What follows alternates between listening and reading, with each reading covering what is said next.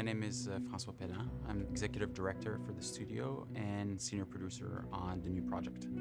I was one of the first ones to start in Ubisoft Montreal. I believe that I was number 56. Since '97 to now, the company changed. We all matured. We all made a lot of mistakes, tried different things, had a lot of success on stuff, less on others, but we've all learned. That's been the beauty of Ubisoft in Quebec, in Montreal, is that company that gives you the chance to try stuff and to create. Because when you do something for the first time, you innovate.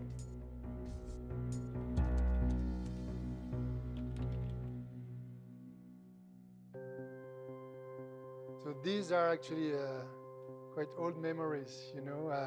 It's few pages, you know, of design research I've saved.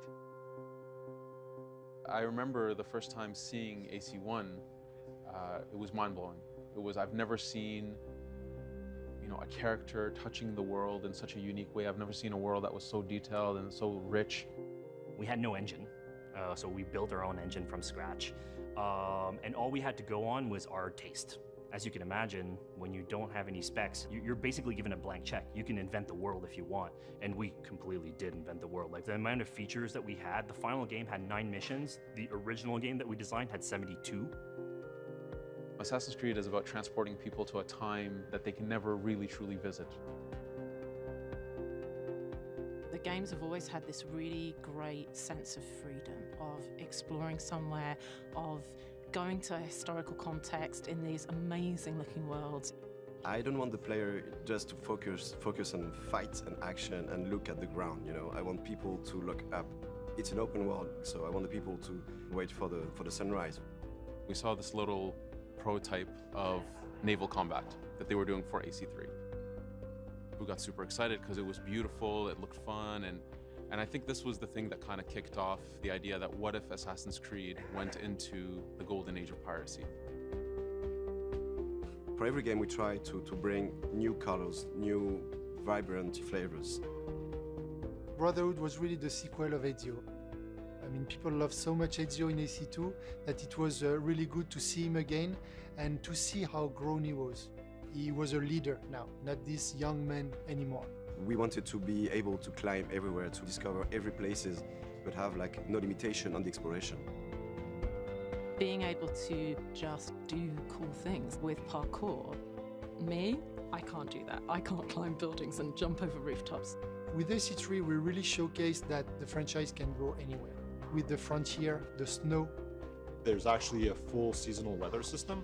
So you have summer, fall, winter, and spring. We dreamed big and just tried stuff. And then at some point it was working and it was magical. I was a kid not very happy at school. I was always drawing, always dreaming like castles, places. I'm still doing the same thing, you know, now. It's like creating universe, creating worlds, and this is what I love to do. I sat at home playing AC2 in my living room and said out loud to my husband, oh my God, this game, I just love this game so much. I'd love to work on this is so cool. Then when you get the opportunity to work on that game, you feel very connected to it. You feel protective of it. It's like a child. You want it to do really well. Innovating in AC is always both exciting, you know, and tricky. Innovation isn't necessarily like going crazy. It's about like finding the difference that matters and also keeping the soul of the brand alive. I always say it's really hard to just say, okay, let's innovate, let's start innovating. There's no such thing. Instead, you know, I can say that raising as many lightning rods as possible, hopefully lightning will strike.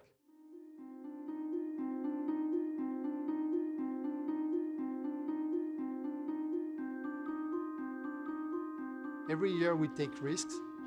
This one we made have taken too many risks. There were a lot of ambitious elements. It was the biggest city we'd ever built. It was a really complex city, and if you look at it, it looks beautiful. Everything was fresh, everything was new.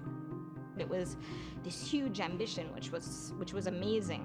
ACU was the first one in the AC brand where we saw that it was a much lower Metacritic. For people to work so hard on something for 4 years and then to have the reception that it had, You're leaving a piece of yourself in that thing. It's like you're a kid being told you're ugly and you're fat. And that, it hurts. Your little heart breaks a little bit. The worst thing that can happen actually when you release a game is to have one of your bugs becoming the front cover of the entire internet. Nobody's happy when 4 years of hard work are just image, with the bug. Some people took it personally, some people took it upon themselves that, they made mistakes. At the same time, I do feel for the fans who felt somehow that it didn't meet their expectations. That's disappointing as well. And that's something we can never take for granted as a developer. But the main thing for me is you look at that critically. You do postmortems and you say, what can we improve? Ubisoft is very aware that as we push the games out, we constantly need to innovate and bring something new. And I've got this great core of technology that's there, but how can we do even more with it? By listening to the comments, reading the forums, reading the reviews, we always base our next steps on that. So we really took a step back. We had to admit, the flaws. For sure, there's always challenges. But to me, when you have a challenge, you face it and you move forward. And then you pick yourself up and you move on to the next challenge that you have, and you build on the things you did well and the things that people enjoyed and that they wanted more of. In the end, what is at the core of our work is really to think about the player. So this is these people we should never, ever forget. The players are our audience, but we are also players. We want the game to be the best possible player experience because we all play our games. Right here, right now, we're in the middle of production of a new Assassin's Creed game. There's hundreds of people working on the project, and we're working on making sure that we do an amazing game. We want to do something that doesn't exist. We don't know how we will make it. We worked hard, we fail, we retry, we test, etc. And in the end, we do something that we hope people will like. We're putting a lot of new features, new things that the player hasn't been able to do before in the game. I really like to have people to think in a few years' time, 5 years, 6 years. Is it? Do you remember that game that we did in 2015? It was great. From missions to features to cinematic to story, every second of this experience is going to be amazing.